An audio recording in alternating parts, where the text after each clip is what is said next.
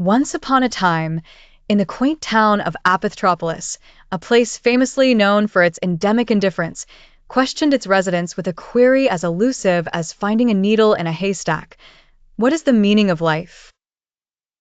The citizens of Apithropolis, usually more concerned with their iguana grooming schedule, found themselves in a perplexing pickle.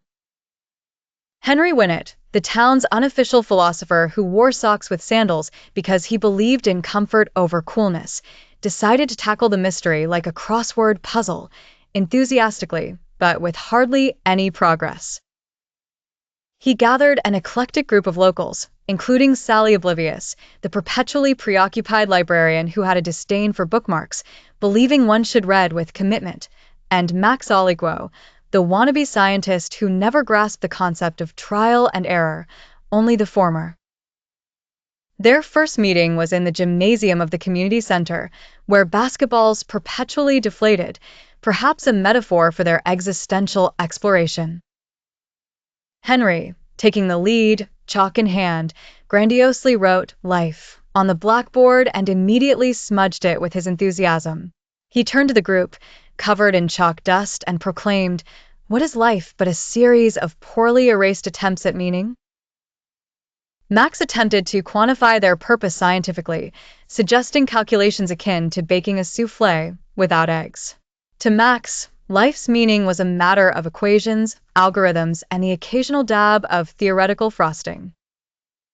Every time he scribbled his formulas on the board, Sally shushed him as though his actions were akin to breaking the spine of a brand new book.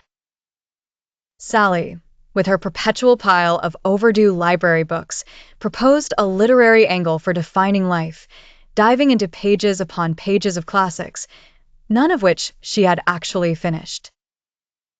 Perhaps, she mused, life is about collecting experiences like a quasi-comprehensive anthology of novels you'll probably never read. Unimpressed by the complexity, Henry decided on a different approach. He visited Baby Advice the Wise, the elder of the town, known famously for speaking in riddles and wearing a shower cap post-September because winter is the season of unexpected rain. A statement without context or forecast support.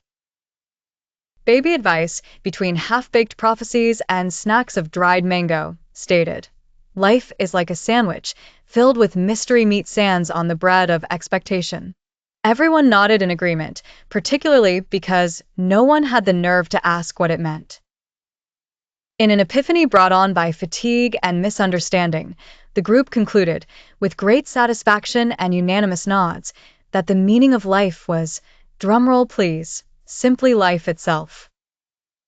Henry, with his clumsy flourish, wrote again on the blackboard, "Live good life," promptly smudging the good as a pigeon flew into the gymnasium. Was it fancy logic and common wisdom?